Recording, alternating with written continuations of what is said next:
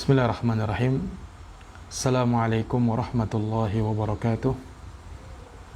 Innal hamdalillah nahmaduhu wa nasta'inuhu wa nastaghfiruh wa na'udzu billahi min shururi anfusina wa min sayyiati a'malina. May yahdihillahu fala mudhillalah wa may yudlil fala hadiyalah. Asyhadu an la ilaha illallah wahdahu la syarikalah wa asyhadu anna Muhammadan abduhu wa rasuluh sallallahu alaihi wa ala alihi wa sahbihi wa man tabi'ahum bi ihsanin ila yaumiddin wa sallama tasliman katsira amma ba'd. Ma'asyaral muslimin wal muslimat, al musyahidin wal musyahidat, para pemirsa yang dirahmati dan dimuliakan oleh Allah Subhanahu wa taala. Alhamdulillah, pada malam hari yang berbahagia ini kembali kita melanjutkan kajian online kita. InsyaAllah ta'ala kita masih dalam pembahasan kitab Tuhfatul Abrar fil Ada'iyati wal Adabi wal Adkar, ya, karangan Fadilatul Syekh Muhammad bin Jamil Zinu rahimahullahu ta'ala. Di pertemuan sebelumnya kita telah membahas adabul akli wa syurbi, adab-adab dalam makan dan minum. Alhamdulillah telah kita selesaikan di pertemuan sebelumnya. Maka pada kesempatan malam hari ini kita berpindah pada pembahasan adabus safar, adab-adab safar, ya, bepergian jauh. Naam. Ikhwani fiddin, a'azzani Allah wa iyyakum, ya. Dan ini juga dari hal yang menunjukkan betapa sempurnanya agama kita, di mana dalam perkara ini pun Islam memperhatikannya. Oleh karenanya seseorang yang penuh dengan kebaikan manakala ia senantiasa memperhatikan agamanya, bukan hanya hal yang urusannya murni ibadah kepada Allah, tapi dalam perkara-perkara yang mungkin sifatnya muamalah, ada hubungan dengan perkara dunia, seperti masalah safar ini, ya, karena tidak semua orang safar ingin ibadah, tujuan untuk ibadah, tapi ada orang safar untuk dagang, ada orang safar untuk rekreasi, ya, berjalan, berkunjung, dan seterusnya, ya. Maka manakala kita memperhatikan adab-adabnya, tuntunan-tuntunannya, apa yang Allah sebutkan dalam Quran maupun haditsnya Nabi SAW, maka tentu saja safar, perjalanan kita akan semakin bertambah keberkahannya, ya. Dan tentu saja kita pun tidak bisa terlepas dari yang namanya safar ini, ya. Dalam kehidupan kita, sering kita melakukan safar, perjalanan, ya. Seorang berjalan atau bepergian dari satu kota ke kota yang lain, entah itu menggunakan mobil, ya, kendaraan darat, atau lautan melalui kapal laut, atau jalur udara dengan kapal terbang, ya. Maka seseorang dengan memperhatikan adab-adabnya, maka insyaallah ta'ala dia pun akan mendapatkan pahala dari perjalanan yang dia adakan.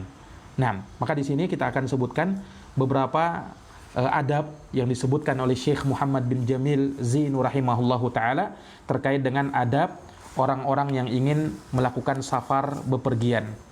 Taib. Yang pertama, kata beliau, istihbabul khuruj yaumal khamis, ya. Disunnahkan untuk keluar safar di hari Kamis, awalun nahar, yaitu di awal siang, di pagi hari, ya.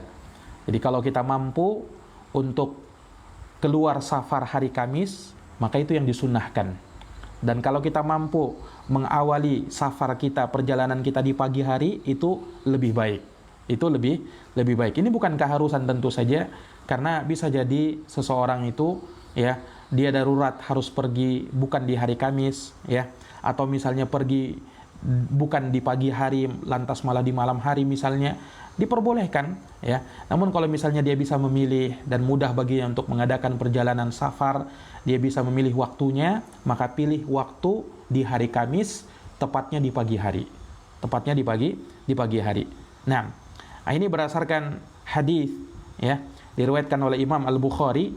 Naam, disebutkan kharaja Rasulullah sallallahu alaihi wasallam fi ghazwati Tabuk yaumal khamis.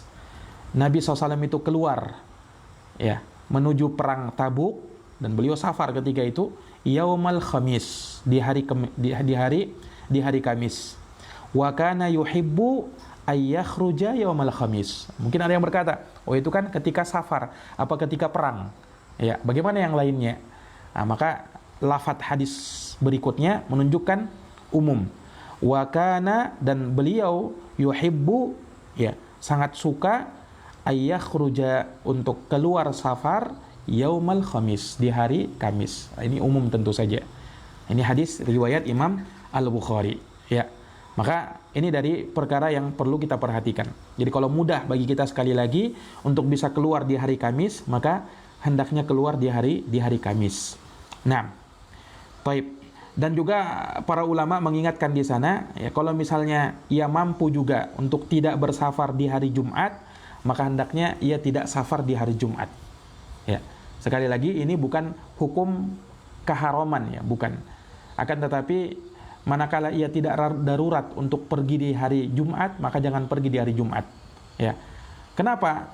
Ya, para ulama menyebutkan illatnya, sebabnya, ya, dikarenakan hari Jumat, ya, hari Aidnya kaum muslimin di setiap pekannya, dan sangat dikhawatirkan, ya, manakala ia luput dari mengerjakan sholat Jumat, ya kan, luput dari mengerjakan sholat Jumat. Dan hari Jumat itu adalah hari yang mulia, jelas ini, ya, bukan apa namanya karena beranggapan hari Jumat itu hari yang keramat misalnya, hari yang menakutkan misalnya, enggak, tapi memang apa namanya tidak disunnahkan hal tersebut, ya, dan tidak dianjurkan kalau memang apa namanya kita mampu untuk tidak melakukan safar di hari itu, ya. Tapi kalau misalnya sekali lagi kalau darurat dia harus pergi di hari Jumat, maka tidak ada masalah, ya. Dia tawakal Allah, bertawakal kepada Allah Subhanahu wa taala akan hal tersebut. Nah, adapun sunnahnya bepergian di pagi hari, ya, memulai perjalanan di pagi hari, ini berdasarkan keumuman hadis, ya, sahih riwayat Imam Ahmad. Nabi sallallahu alaihi wasallam bersabda seraya berdoa kepada Allah, Allahumma barik li ummati fi bukuriha. Ya Allah, berkahilah umatku di pagi harinya. Berkahilah umatku di pagi harinya. Ini menunjukkan kepada kita, ya, waktu pagi adalah waktu yang berkah. Maka seorang yang memulai perjalanannya, memulai safarnya di pagi hari, maka ini akan menambah keberkahan dalam perjalanannya. Nah, ini jamaah sekalian yang dirahmati oleh Allah Subhanahu wa taala. Taib. Kemudian berikutnya, hal yang kedua yang diingatkan oleh Syekh, istihbabu talabir rifqah wa ayyu'ammiru ahadahum. Ya, disunnahkan untuk mencari teman dalam safar, mencari sahabat, ya. Tidak bepergian sendirian. Nah, wa ayyu'ammiru ahadahum. Dan kalau dia pergi rombongan, ya, minimal 3 orang, maka hendaknya dia mengangkat amir, pemimpin safar, ya, pemimpin safar, itu sunnahnya. Nah, jadi kalau dia ingin safar, mengadakan perjalanan, cari teman, ya, dan tentunya dianjurkan, ya, untuk mencari teman yang baik, yang soleh, ya. Ya, karena dengan teman yang soleh akan mengingatkan dia kepada kebaikan, akan dia mengingatkan dia untuk sholat, ya, dan mengingatkan dia dari perkara-perkara yang diharamkan. Beda kalau ia mengangkat teman yang tidak soleh, ya, maka terkadang justru temannya akan menyerumuskan ia ke dalam perkara yang diharamkan, ya. Jadi ini yang kedua, disunnahkan mencari teman dalam perjalanan dan mengangkat seorang pemimpin amir manakala dia melakukan safar rombongan minimal 3 orang, ya. Nah, ya, disebutkan dalam hadis riwayat Imam Al-Bukhari, Nabi sallallahu alaihi wasallam bersabda, "Lau annan nasa ya'lamuna minal wahdah ma a'lam ma sara raqibun bilailin wahdahu."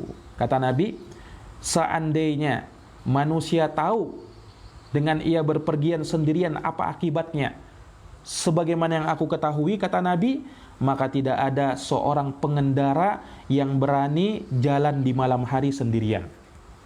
Ini hadisnya riwayat Imam Al-Bukhari. Seandainya manusia itu tahu seperti yang aku tahu, ya, bahayanya pergi sendirian, niscaya kata Nabi, seorang yang berkendaraan tidak mau pergi sendirian, ya, khususnya di malam hari. Nah, ini jamaah sekalian yang dirahmati oleh Allah Subhanahu wa taala.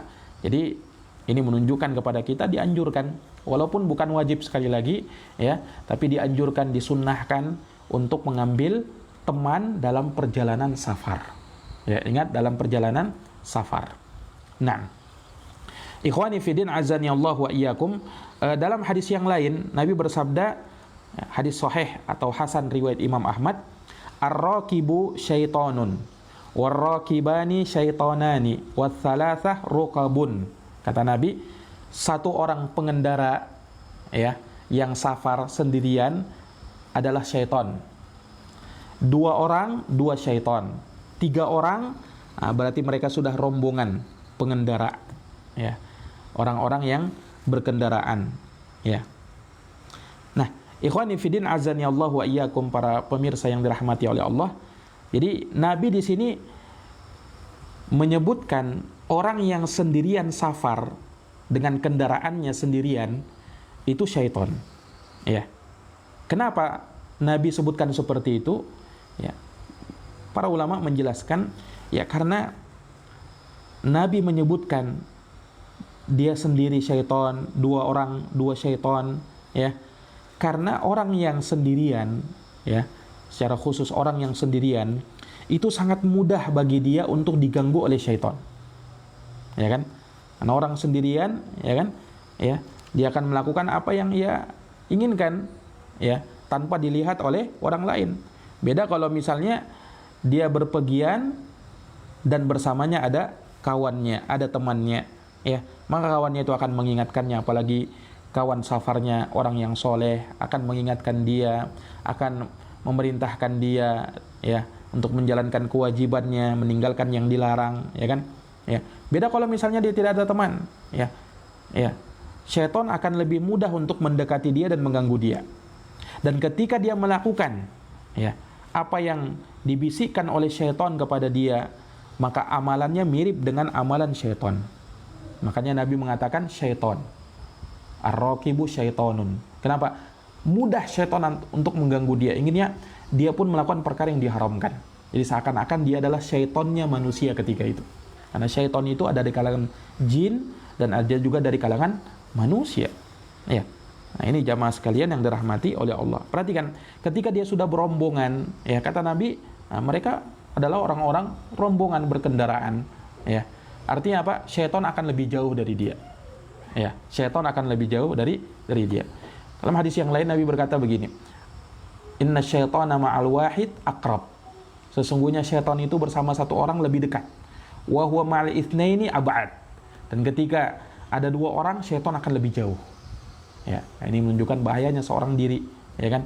Syaitan akan lebih leluasa untuk mengganggu dia, ya, dan untuk menyesatkan dia. Na'udzubillahi min dzalik. Nah, ini jamaah sekalian yang dirahmati oleh Allah. Nah, terkait dengan mengambil seorang pemimpin safar, amir safar dalam perjalanan, ini berdasarkan hadis hasan riwayat Imam Abu Daud, ya. Kata Nabi SAW, "Idza kharajat thalathah fi safarin falyu'ammiru ahadahum." Kata Nabi, apabila 3 orang keluar safar bepergian, ya, maka hendaknya ia mengangkat amir salah seorang dari mereka. Perhatikan, apabila 3 orang melakukan safar keluar berpergian, maka hendaknya salah seorang dari mereka diangkat menjadi seorang amir. Maksudnya amir safar. Jelas ini? Nah, ini menunjukkan hal tersebut dari perkara yang disyariatkan untuk kita mengambil amir safar. Ya. Kalau kita lihat hadits ini, ya, menunjukkan bahwasanya kalau dia bepergian saat sendirian atau 2 orang, tidak dianjurkan mengambil seorang amir safar. Tapi kalau sudah 3 orang lebih, nah ini baru dianjurkan mengambil amir safar, mengangkat seorang amir pemimpin safar. Ya, kalau mungkin ada yang bertanya, loh kenapa kita harus mengangkat amir safar? Ya, kenapa hal tersebut dilakukan? Ya, tentunya selain hal tersebut, ya, dianjurkan dan disyariatkan, Nabi SAW menyebutkannya. Ya, para ulama juga menyebutkan hikmah yang lain. Ya, ulama mengatakan bahwasanya seseorang ketika dia keluar safar bepergian ya dari satu negerinya ke negeri yang lain ya, maka keadaan dia mirip seperti orang yang keluar dari kekuasaannya seorang amir yang berada di negerinya. Ya kan? Seakan-akan dia keluar dari situ, ya. Maka ketika itu dia tidak punya amir, dia tidak punya seorang pemimpin dalam perjalanannya, ya kan? Karena yang mengurusi urusan mereka adalah mereka sendiri. Maka ketika mereka mengangkat amir, seorang amir, pemimpin safar, maka merekalah atau amir inilah yang bisa memberikan pengaturan-pengaturan ya dan seterusnya dari apa-apa yang dibutuhkan dalam safar. Sehingganya amir safar itu mesti ditaati. Maksudnya ditaati bukan dalam semua hal, ditaati dalam urusan safar saja, dalam urusan perjalanan itu. Jelas ini? Nah, ini jamaah yang dirahmati oleh Allah Subhanahu wa taala. Jadi ini perkara yang kedua, ya.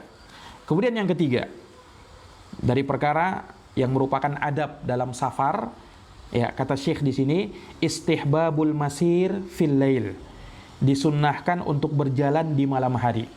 Ya, disunnahkan untuk berjalan di malam hari. Nah, ya, kenapa disunnahkan berjalan di malam hari? Ya, karena hadis riwayat Imam Abu Daud, ya, derajatnya hasan, hadisnya hasan riwayat Imam Abu Daud, Rasulullah bersabda, "Alaikum biduljah." Hendaknya kalian berpergian di malam hari. Ya, safar di malam hari. Fa innal arda tutwa bil lail. Kenapa? Karena bumi itu akan dilipat, ya, akan dilipat di malam hari. Maksudnya, ya, ketika dia mengadakan safar di malam hari, perjalanan itu serasa dekat, ya. Jadi seakan-akan bumi itu didekatkan oleh Allah, dilipat oleh Allah sehingga tidak terasa sampai tujuan, tidak terasa sampai tujuan. Nah ini, jadi Nabi menganjurkan berjalan di malam hari, tidak ada masalah, ya. Karena apa? Karena bumi itu akan dilipat di malam hari. Nah, ini jamaah sekalian yang dirahmati oleh Allah Subhanahu wa taala. Baik. Itu perkara yang ketiga. Yang keempat, ya, taudhi'ul musafir wad du'a lahu, ya. Menitipkan pesan-pesan kepada orang yang safar dan mendoakan untuk dirinya, mendoakan kebaikan untuk dirinya. Ya, ini juga dari perkara yang dianjurkan dan merupakan adab dalam safar bepergian, ya. Menitipkan pesan untuk orang yang safar dan mendoakan kebaikan untuk dirinya, ya. Disebutkan dalam hadits Abu Hurairah radhiyallahu taala anhu, hadis hasan riwayat Imam Tirmidzi, na'am, anna rajulan qala, bahwa seorang laki-laki pernah berkata, "Ya Rasulullah, inni uridu an usafir." Kata orang ini, "Ya Rasulullah, saya ingin safar, ingin bepergian. Fa'ausini, berikanlah wasiat kepadaku." Nah, ini, berikanlah pesan-pesan kepadaku. Nah, ini, maka Nabi pun memberikan pesan-pesannya. Nah, ini dianjurkannya memberikan pesan kepada orang yang safar, wasiat, nasihat, wejangan dan seterusnya. Apa kata Nabi? Alaika bitaqwallah. Pesannya Nabi kepada sahabat yang mau safar ini, ya, kata Nabi, alaika bitaqwallah, hendaknya kamu bertakwa kepada Allah, ya. Wat takbir ala kulli syarafin, dan hendaknya kamu bertakbir, ya, setiap kali menaiki tempat yang tinggi, ya. Jadi itu disunnahkan. Kita safar, ketika menaiki tempat yang tinggi, menanjak, ya, maka kita bertakbir, mengucapkan Allahu Akbar, Allahu Akbar, Allahu Akbar. Ya, nanti akan kita terangkan, nanti akan disebutkan juga oleh Syekh, ya, bacaan ini, ya, di adab-adab yang berikutnya. Nah, jadi Nabi wasiatkan kepada dia dua hal tadi, ya, untuk bertakwa kepada Allah dan bertakbir setiap kali ingin menanjak dalam perjalanannya. Falamma walla rajul, maka ketika orang tersebut telah pergi, qala, maka Rasulullah mendoakan orang tersebut. Apa kata Nabi? Allahumma twi lahul bu'ad. Ya Allah, dekatkanlah ia jarak perjalanannya, dekatkan jarak perjalanannya, ya. Wa hawwin alaihi safar, dan mudahkanlah perjalanannya. Mudahkanlah perjalanannya. Ini ikhwani fillah azani Allah wa iyyakum, ini menunjukkan disunnahkan juga mendoakan orang yang ingin safar. Nah, baik. Kemudian dalam hadis sahih riwayat Imam Abu Daud, Rasulullah sallallahu alaihi wasallam idza arada yastaudi'ul jaysh, kalau Nabi ingin menitipkan pesan kepada pasukan perang, ya, Nabi berkata kepadanya, istaudiullah dinakum wa amanatakum wa khawatim a'malikum. Kata Nabi, ini doa yang diucapkan juga, ya, bagi orang yang ingin safar. Istaudiullah dinakum. Semoga Allah, aku titipkan Allah kepada Allah Subhanahu wa taala agamamu, amanahmu, dan penutup amalanmu. Ya, hadis sahih riwayat Imam Abu Daud, ya. Taib. Kemudian juga, ya, mirip dengan itu hadis sahih riwayat Imam Ahmad, ya, karena Rasulullah sallallahu alaihi wasallam idza wadda'a rajulan akhadha bi yadihi fala yada'ha hatta yakuna ar-rajul huwa alladhi yada'u yadahu, ya, bahwa Rasulullah SAW itu apabila ingin menitipkan pesan kepada seseorang, ingin berpesan, menyampaikan nasihat, wasiat kepada seseorang, maka ya Nabi mengambil tangannya. Dan Nabi tidak melepaskan tangannya tersebut hingga orang itu sendiri yang melepaskan tangannya. Nabi berkata, istaudiullah hadinak. Semoga Allah, aku titipkan astaudiullah hadinak. Aku titipkan kepada Allah agamamu, wa amanatak, amanahmu, wa khawatim amalik, dan penutup amalanmu. Ya. Nah, ini ikhwani fiddin, azani Allahu wa iyyakum. Ini dari perkara yang dianjurkan. Ya.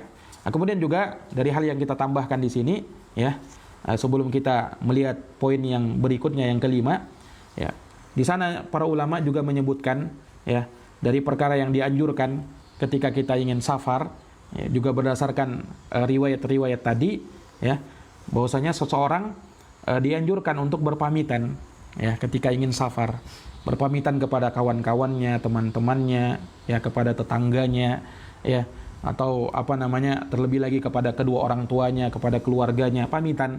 Naam, ya.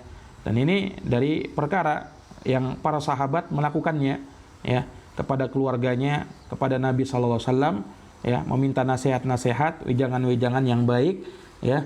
Itu dari perkara yang sangat bagus. Nah, dan juga ada riwayat lainnya, Nabi pernah didatangi oleh seorang sahabat, kemudian mengatakan, ya Rasulullah zawidni, ya Rasulullah bekalilah aku.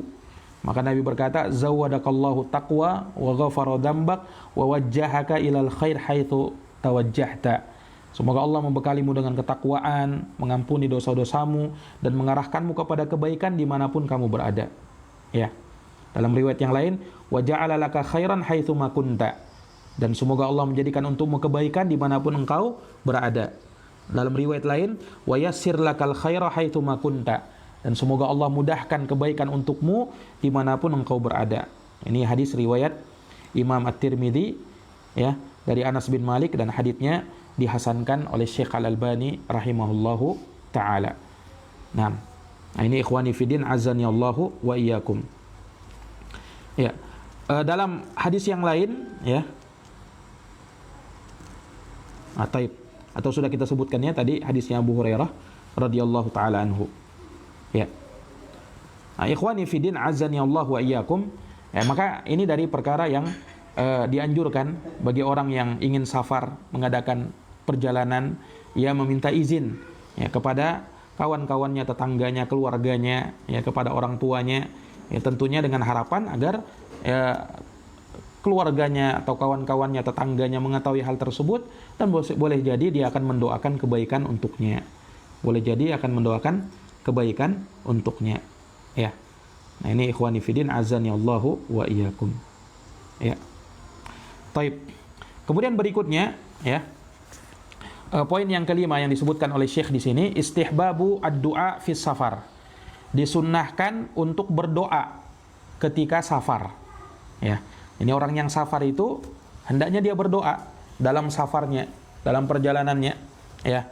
Wa ma yaquluhu idza nazala manzilan. Apa yang harus diucapkan, ya, oleh seseorang apabila dia singgah di suatu tempat, ya. Jadi di sini ada dua perkara yang beliau ingin sebutkan. Yang pertama, disunnahkannya safar, disunnahkannya berdoa bagi orang yang safar. Ini dalam safarnya itu, dalam perjalanannya perbanyak doa. Karena doa di situ mustajabah. Doa orang yang safar mustajab. Kemudian juga ada doa yang diucapkan ketika singgah di suatu tempat. Dia singgah di suatu tempat, ya. Nanti akan lanjutkan lagi perjalanan. Nah, ada doa yang disunnahkan untuk diucapkan. Ya. Adapun terkait dengan sunnahnya berdoa dan dianjurkan untuk memperbanyak doa ketika safar, ini berdasarkan hadis ya Hasan riwayat Imam At-Tirmidzi, Nabi bersabda, "Thalathu da'awatin mustajabatin." Ada 3 doa yang mustajab. La syakka fihinna. Tidak diragukan. Ya, 3 hal ini, 3 doa ini. Ya, doanya siapa? Yang pertama da'watul madlum, doanya orang yang terzolimi. Wa da'watul musafir, doanya orang yang safar. Wa da'watul walid ala walidihi, atau da'watul walidi ala waladih, doanya orang tua kepada anaknya. Doanya orang tua kepada anaknya. Lihat, perhatikan, di antara salah satu dari 3 doa yang mustajab, kata Nabi, da'watul musafir, doanya orang yang safar. Makanya perbanyak doa ketika safar ya, karena di situ waktu yang mustajab. Baik. Kemudian ya, terkait dengan doa yang diucapkan ketika singgah di suatu tempat, Nabi bersabda dalam hadis riwayat Muslim, "Man nazala manzilan." Barang siapa yang singgah di suatu tempat, thumma qala, lalu dia berdoa, "A'udzu bikalimatillahi tammat min syarri ma khalaq." Nah, ini doanya. Saya sudah hafalkan semua. A'udzu bikalimatillahi tammat min syarri ma khalaq. Ya. Kata Nabi, kalau dia mengucapkan doa ini, ya, aku berlindung dengan kalimat-kalimat Allah yang maha sempurna dari kejahatan seluruh makhluk. Kata Nabi, lam yadhurruhu syai'un hatta yartahila min manzilihi dzalik. Tidak ada sesuatu pun yang bisa memudaratkan dia, yang bisa membahayakan dia sampai dia berpindah dari tempat tersebut. Ya, perhatikan hadits ini. Ini doa yang hendaknya jangan kita lupakan. Kalau singgah di suatu tempat, di mana saja, ya, singgah, ucapkan doa ini. A'udzu bikalimatillahi tammati min syarri ma khalaq. Aku berlindung dengan kalimat-kalimat Allah yang maha sempurna dari kejahatan seluruh makhluk. Nah, maka tidak ada satupun yang bisa membahayakan dirinya. Tidak manusia, tidak jin, tidak binatang, tidak hewan, atau apa saja dari makhluk-makhluk yang mengganggu, yang jahat, tidak akan bisa memberikan bahaya atau mudarat darinya kepadanya, karena dia telah dilindungi oleh Allah Subhanahu wa taala. Nah, ini ikhwani fiddin, a'azzani Allahu wa iyyakum. Iya. Jadi seperti itu ya, kalau singgah di suatu tempat baca doa ini. Nah, tidak seperti yang dilakukan oleh sebagian orang terkadang ya, kalau singgah di suatu tempat malah meminta perlindungan kepada jin ya. Ada sebagian orang kalau lewat di suatu tempat ya, singgah di suatu tempat minta izin sama penunggunya ya, naudzubillah. Ini terkadang bisa mengantarkan orang kepada kesyirikan kepada Allah. Ya, harusnya dia minta perlindungan kepada Allah, bukan malah melakukan suatu amalan atau apa-apa ya supaya tidak diganggu sama jin. Ya, terkadang ada sebagian orang meyakini ya harus membunyikan bel misalnya ya, motornya dikelakson atau sejenis itu. Ini dari perkara-perkara yang terkadang bisa mengantarkan orang kepada kesyirikan kepada Allah. Harusnya baca doa ini, a'udzu bikalimatillahi tammat min syarri ma khalaq. Tidak ada satupun yang bisa memudaratkan dan memberikan bahaya kepada dia. Nah, kemudian berikutnya istihbabu ta'jilil musafir ar-ruju' ila ahlihi. Ya. Nah, di sini kata Syekh disunnahkan ya untuk segera kembali kepada keluarganya. Jadi orang yang safar ketika dia pergi dan sudah ingin pulang dari safarnya, maka segera kembali ke keluarganya. Jangan ditunda-tunda lagi. Ya, apabila dia sudah menyelesaikan hajatnya, idza qadha hajatahu. Ila sini. Nah, Rasulullah bersabda, as-safaru qit'atun minal azab. Safar itu setengahnya azab, separuhnya azab. Ya. Kenapa Nabi berkata seperti itu? Ya, karena dimaklumi ya, karena orang yang safar itu tentu mengalami kelelahan, capek, ya kan? Ya, banyak kesibukan, ya. Banyak hal yang meletihkan, melelahkan. Walaupun dengan adanya alat transportasi yang canggih seperti sekarang ini, naik mobil, naik kapal, naik pesawat, tapi subhanallah keletihan dalam safar itu tetap dirasakan, ya kan? Makanya Nabi mengatakan as-safaru qit'atun minal adab. Safar itu separuhnya azab, ya. Karena kita banyak ditimpa keletihan, kecapean dalam safar kita itu, ya kan? Apalagi ketika kita membawa bawaan yang banyak, itu sangat terasa itu, ya. Capeknya dalam safar, apalagi harus menunggu, ya kan? Terkadang pesawatnya delay misalnya, ya. Banyak hal-hal yang terkadang membuat kita menjadi lelah dalam safar itu. Maka Nabi mengatakan as-safaru qit'atun minal azab. Safar itu separuhnya azab. Yamna'u ahadukum ta'amahu, ya, di mana ya ini juga bahagian dari azab tersebut. Ya, salah seorang dari kalian ketika dia safar kadang dia terhalang dari makanannya, ya kan? Wa syarabahu, minumannya, wa naumahu, tidurnya. Ya, artinya begini, ketika dia safar tidak sama seperti ketika dia mukim. Mungkin dia makan akan tetapi ya dia makannya tidak lagi di waktu-waktu yang biasa dia makan, ya kan? Mungkin biasa dia makan rutin pagi, siang, sore, ya kan? Ada jadwal dia atur di situ. Tapi ketika ada safar, dia harus menunggu dulu, ya kan? Kadang dia harus tidak bisa makan pada saat yang seharusnya dia makan, ya kan? Minum juga demikian, dia harus bersabar. Tidur pun demikian, ya kan? Karena dalam safar ya terkadang ya orang mau tidur tidak sebagaimana ketika dia berada di rumah, ya kan? Nah, maka seperti itu. Makanya kata Nabi, fa idza qadha ahadukum nahmatah, apabila salah seorang dari kalian sudah menunaikan hajatnya, kebutuhannya min safarihi, dari safarnya, falyajil ila ahli, segera menemui keluarganya. Segera temui keluarga. Hadis riwayat Bukhari dan Muslim. Nah ini. Jadi orang yang safar itu disunnahkan untuk segera kalau pulang selesai hajatnya segera temui keluarga, jangan ditunda-tunda lagi. Nah, kemudian yang ketujuh, yang terakhir di sini kata Syekh, istihbab ibtida'il qadim bil masjid alladhi fi jiwarih wa salatuhu fihi rak'atain.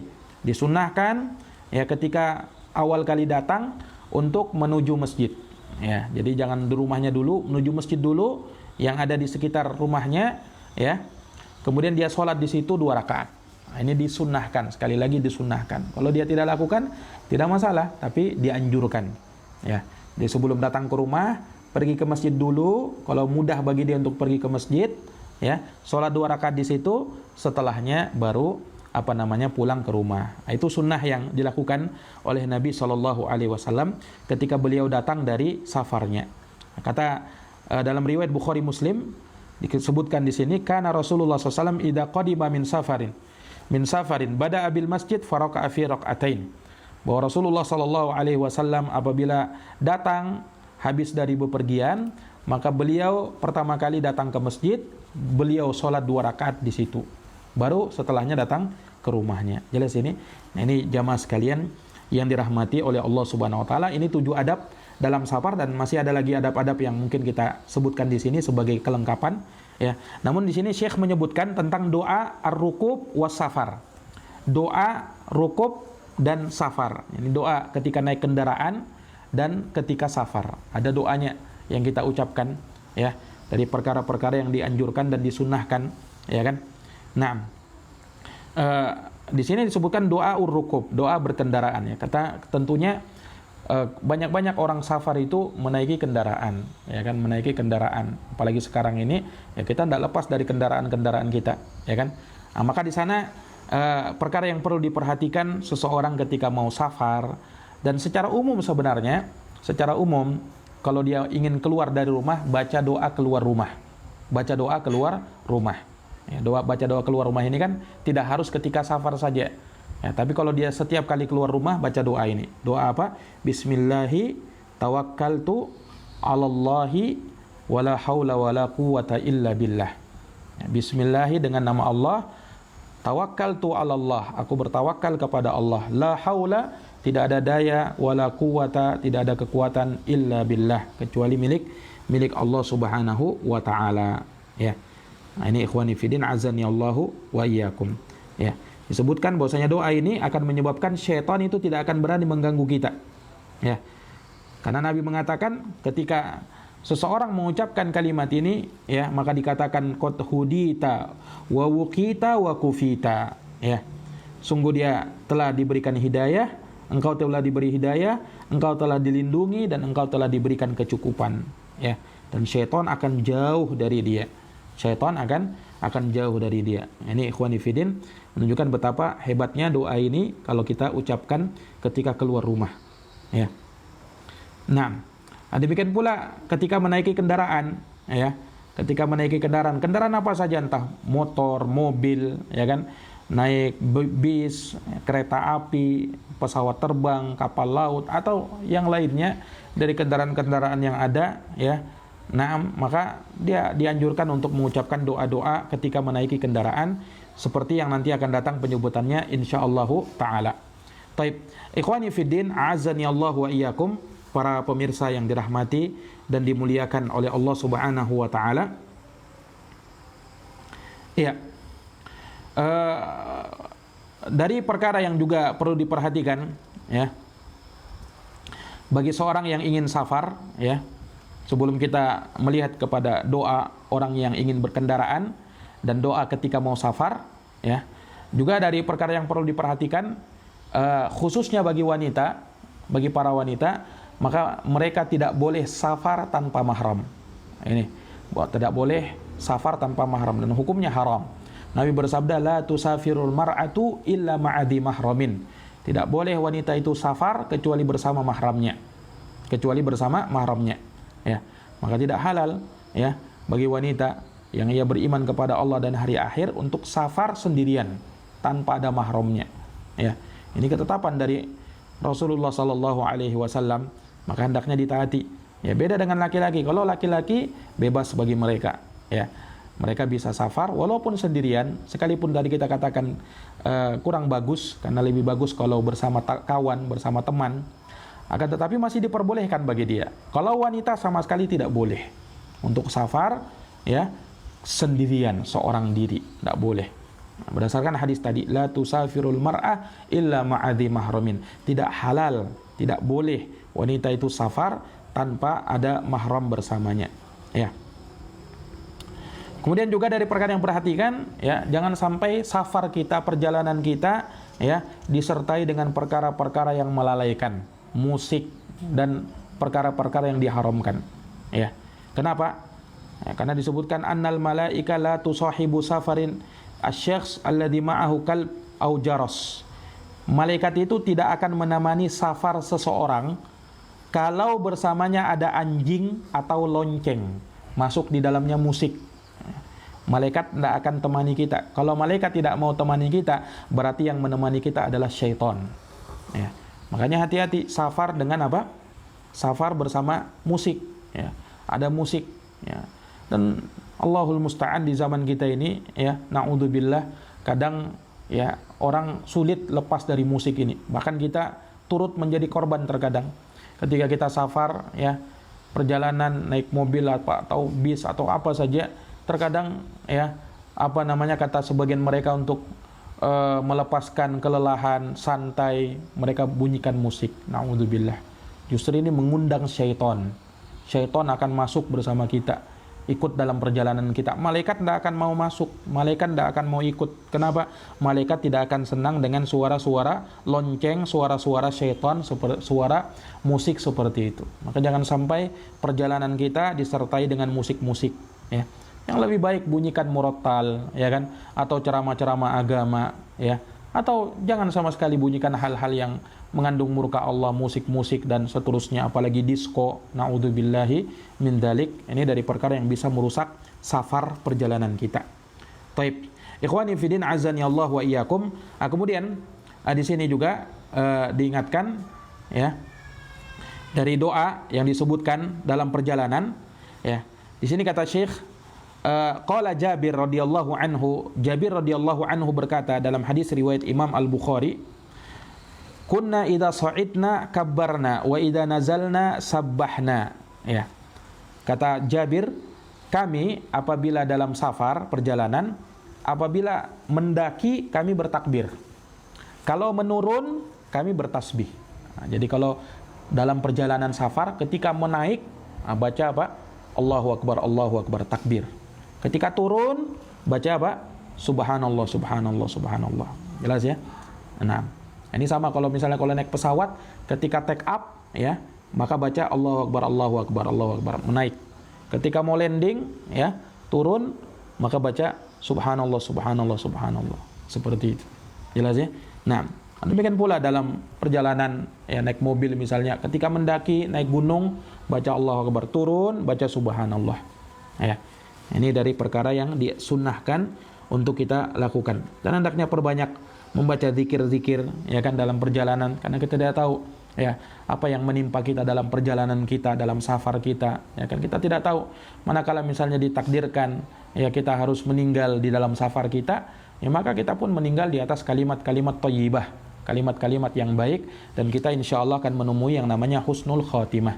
Beda yang kalau kita yang ucapkan, kita menyanyi, ya. Kalau terjadi sesuatu dalam safar kita yang tidak ada tahu kecuali Allah Subhanahu wa taala apa yang terjadi, ya, naudzubillah, kita menutup dengan nyanyian-nyanyian, naudzubillah. Nah, taib. Jadi itu yang perhatikan. Jadi kalau menaik, mendaki, baca Allahu Akbar. Ketika menurun, baca Subhanallah. Taib. Kemudian berikutnya, ya, seseorang kalau menaiki mobil, pesawat atau selainnya, dari kendaraan-kendaraan, masuk di dalamnya motor, sepeda, ya kan, kendaraan-kendaraan yang biasa, kapal laut, kapal terbang, ya, dan seterusnya, ya, baca doa naik kendaraan. Apa doanya? Baca bismillah. Alhamdulillah. Jadi bismillah walhamdulillah subhanalladzi sakhkhara lana hada wa ma kunna lahu muqrinina wa inna ila rabbina lamunqalibun. Kemudian baca alhamdulillah, alhamdulillah, alhamdulillah. Allahu Akbar, Allahu Akbar, Allahu Akbar. Subhanaka inni zolamtu nafsi faghfirli fa innahu la yaghfirud dunuba illa anta. Ini doa naik kendaraan, hendaknya dihafal. Ya, hendaknya dihafal. Hadis riwayat Tirmizi, dan beliau berkata hadis hasan sahih. Ya. Jadi setiap kali naik kendaraan baca doa ini. Entah kita naik motor, naik mobil, mau perjalanan apa saja, pergi taklim, mau beli sesuatu, ya, baca doa ini. Ya. Baca doa ini, ya. Nah, doanya mudah insyaallah taala. Bismillah, alhamdulillah, subhanalladzi sakhkhara lana hada wa ma kunna lahu muqrinina wa inna ila rabbina lamunqalibun, ya. Alhamdulillah, alhamdulillah, alhamdulillah, Allahu akbar, Allahu akbar, Allahu akbar. Subhanaka inni zalamtu nafsi faghfirli fa innahu la yaghfirud dunuba illa anta. Ya, dan maknanya sangat bagus sekali manakala kita ucapkan di dalamnya, kita banyak memuji Allah Subhanahu wa taala, bertasbih kepada Allah, ya kan, kemudian bertaubat, beristighfar kepada Allah Subhanahu wa taala, membesarkan Allah, ya. Ini dari makna-makna kalimat ini. Ya, kemudian doa safar. Doa safar apa? Allahumma inna nas'aluka fi safarina hadzal birra wat taqwa wa minal amali ma tarda. Allahumma hawwin 'alaina safarana hadza wa twi 'anna bu'dahu. Allahumma anta sahibu fis safar. Ya, wal khalifatu fil ahl. Allahumma inni a'udzu bika min wa'tha'is safar, min wa'tha'is safar wa ka'abatil mandar wa su'il munqalib fil mali wal ahl. Ini doa safar, hadis sahih riwayat Imam Muslim. Ya, saya ulangi. Allahumma inna nas'aluka fi safarina hadzal birra wat taqwa. Hadza al birra wat taqwa wa minal amali ma tarda. Allahumma hawwin 'alaina safarana hadza wa twi 'anna bu'dahu. Allahumma anta sahibu fis safar wal khalifatu fil ahl. Allahumma inni a'udzu bika min wa'tha'is safar wa ka'abatil mandar, ya, wa ka'abatil mandar wa su'il munqalib fil mali wal ahl. Ini doa safar. Nah, kata Nabi, wa idza raja'al musafir qalahunna wa zada 'alaihinna. Dan kalau dia pulang, orang yang safar tadi pulang, maka dia kembali mengucapkan itu, Allahumma inna nas'aluka fi safarina hada, dan seterusnya. Lalu dia tambahkan terakhirnya dengan mengatakan aibuna taibuna abiduna li rabbina hamidun. Aibuna taibuna abiduna li rabbina hamidun. Ya. Ini juga riwayat Imam Muslim. Jelas ini? Ini doa yang patut untuk kita hafalkan, ya, dari doa-doa yang sangat bagus, ya, manakala kita ingin bepergian, ya. Bisa dihafalkan, ya, dan kita dapatkan di buku-buku zikir dan doa yang sahih, ya, di buku-buku tersebut. Ya, silahkan dilihat di situ. Nah, kemudian juga kami tambahkan di sini ada doa ketika memasuki suatu negeri, ya, entah itu desa, tempat baru yang kita baru kunjungi, ya. Kita doa begini. Ya, seperti yang disebutkan dalam hadits yang sahih, bahwasanya seseorang apabila memasuki dan melihat suatu negeri, ya, suatu kampung, ya, maka hendaknya dia berdoa dengan mengucapkan Allahumma rabbas samawati sab', ya, wa ma adlalna, wa rabbal aradina sab' wa ma aqlalna, ya, wa rabbas syayatin wa ma adlalna, wa rabbar riyah wa ma darayna, fa inna nas'aluka khaira hadhil qaryah wa khaira ahliha wa na'udzu bika min syarriha wa syarri ahliha wa syarri ma fiha. Ya. Ini hadis sahih, disahihkan oleh Syekh Al-Albani dan juga Syekh Muqbil Al-Wadi'i, hadis riwayat Imam An-Nasa'i. Ya. Ini doa ketika melihat suatu negeri. Kita juga bisa temukan di buku-buku doa dan zikir, ya, yang ada bersama kita di Hisnul Muslim. Insyaallah ada di situ, bisa dilihat doa-doanya di situ. Nah, ini wallahu taala alam bissawab. Taib. Ikhwani fidin azani Allah wa iyyakum. Ya, kemudian juga dari perkara yang dimaklumi, ya, bagi orang yang ingin safar itu, dan ia ketika dalam safar, ya, dia diberikan keringanan rukhsah, ya, dalam perjalanannya boleh untuk menjamak salat, dan disyariatkan bagi dia untuk mengqosor salatnya, ya. Kalau menjamak salat, menggabungkan salat, dia bisa jamak antara zuhur dan asar, dan juga antara maghrib dan isya. Kalau mengqosor salat, dia ringkas, yang tadinya 4 jadi 2 rakaat. Jadi kalau sholat maghrib tidak bisa dikosor, sholat subuh tidak bisa dikosor. Yang bisa dikosor cuman zuhur, asar, dan isya. Nah, itu yang bisa dia kosor. Nah, boleh juga jamak sekaligus kosor, jamak kosor namanya. Entah di awal namanya di takdim, jamak takdim, atau diakhirkan namanya jamak takhir. Ya. Taruh misalnya dia ingin jamak kosor antara zuhur dan asar.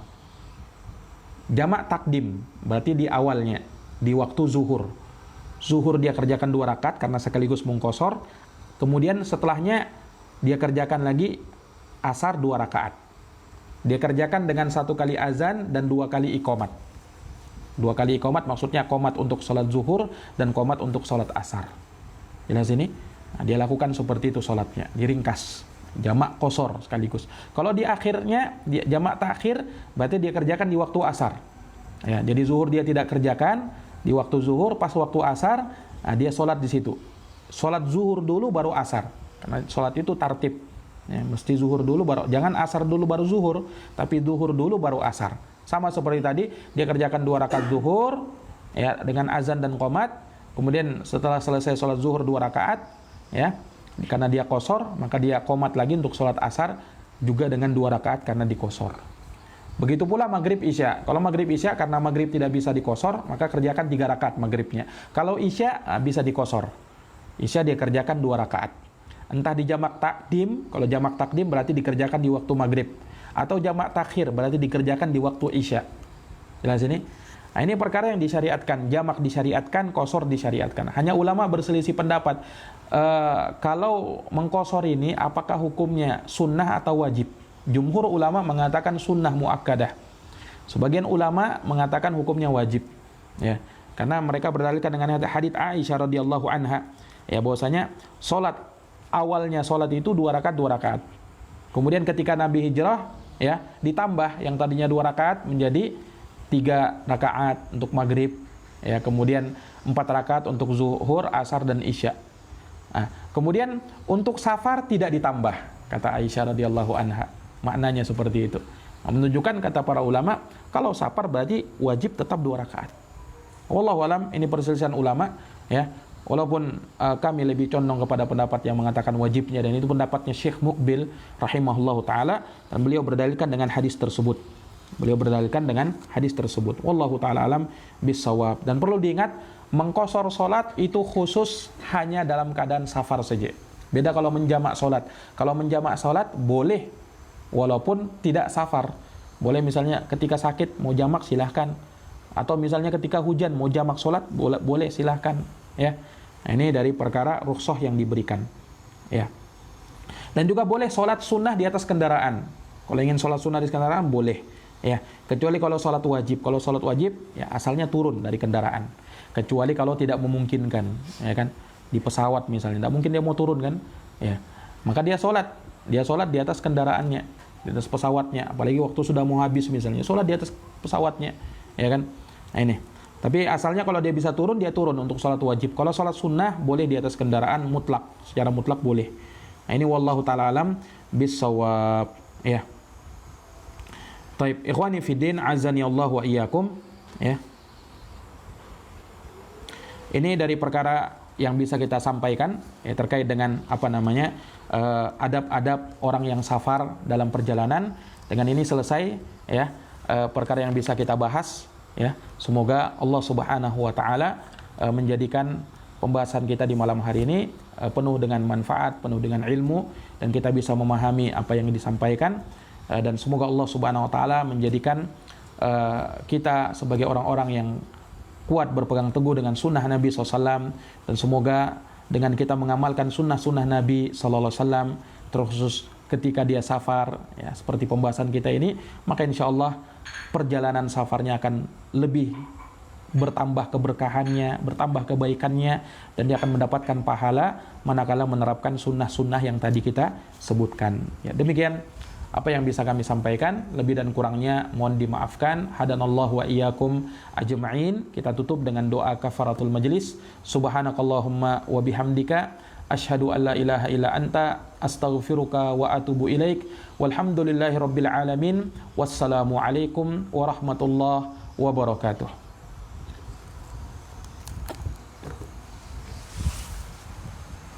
Ada tanya jawab.